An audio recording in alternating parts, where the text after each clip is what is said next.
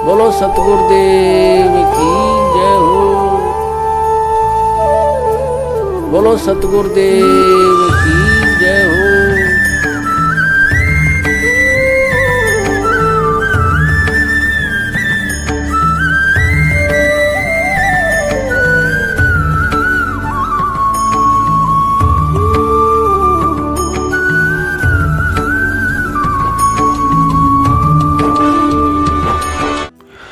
बंदी छोड़ सतगुरु रामपाल जी महाराज जी की जय हो।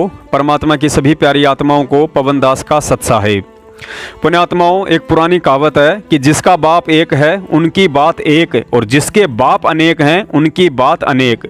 यदि आप उन भगत भाई बहनों में से हो जिन्होंने अभी तक काल एजेंट सतलोक आश्रम मैनेजमेंट हरियाणा और अपने अपने क्षेत्र के कालदूत कोऑर्डिनेटरों व नामदान संचालकों के चक्कर में पड़कर फर्जी सारनाम नहीं लिया है, तो आज आरती के समय परम पूज्य सतगुरु रामपाल जी महाराज जी को दंडवत करते समय उनसे विशेष प्रार्थना और उनका कोटि कोटि धन्यवाद करना कि हे परमपिता परमेश्वर, आपने हम तुच्छ प्राणियों में ऐसा क्या देखा जो हमें इस परीक्षा की घड़ी में मर्यादाओं से गिरकर फेल होने से बचा लिया।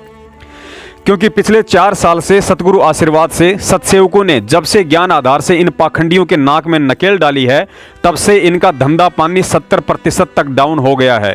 संगत ने पाठ ज्योति और दान का पैसा रोक दिया। पैसा रुकने से इनकी रास लीलाओं में बाधा उत्पन्न होने लगी। भगोड़ों पर ऊपर से दबाव बढ़ने लगा कि पैसा लाओ, नहीं तो जहां भी छुपे बैठे हो नाक में रस्सी डालकर जेल में डाल देंगे।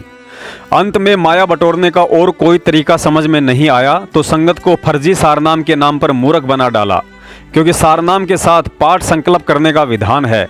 यह सोचकर इन माया के पुतों ने रोहतक में फर्जी सारनाम की बोरी का मुंह ही खोल डाला।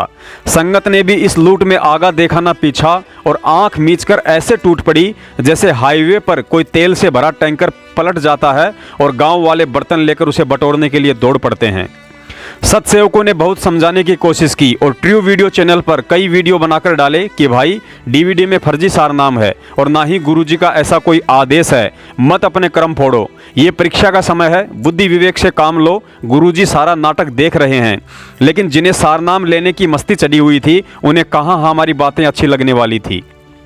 पुण्यात्माओं, बड़ी मुश्किल से गुरुजी का एक वीडियो हाथ लगा है जिसमें परमात्मा ने स्पष्ट तौर पर मना कर दिया है कि चाहे कुछ भी हो जाए सारनाम आपको टीवी पर बिल्कुल भी नहीं दूंगा।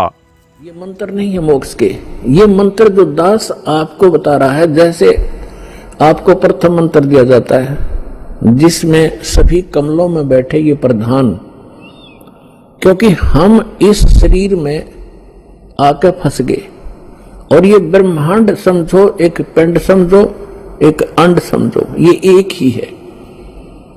और हम इसे जब निकलेंगे, जब हम यहाँ से यहाँ के प्रधानों से जो हम सुविधाएं प्राप्त कर रहे हैं और हम ऋणी हो गए हैं, कर्जवान हो गए हैं, लोन हमारे पर गढ़ा हो गया कर्ज, तो हम इनसे बरी हो जाएंगे तब हम चलेंगे।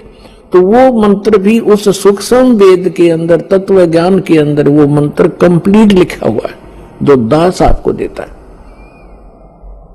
उसके बाद फिर मंत्र है वो सतनाम।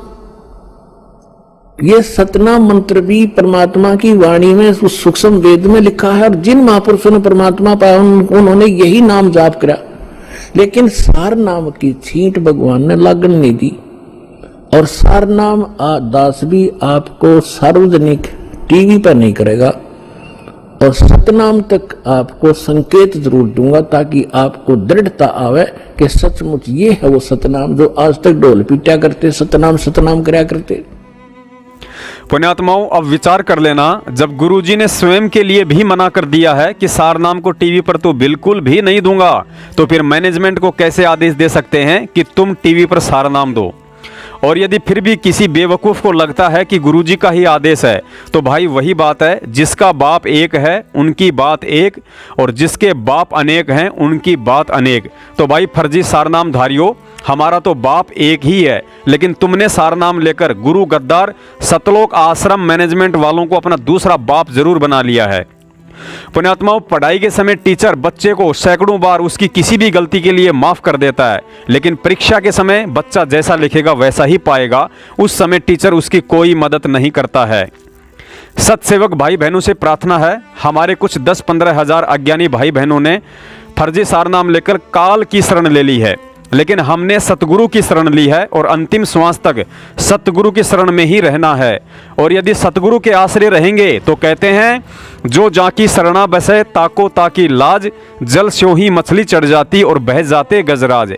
इस वाणी के माध्यम से गुरुजी ने बताया कि मछली जल की शरणागत होती है।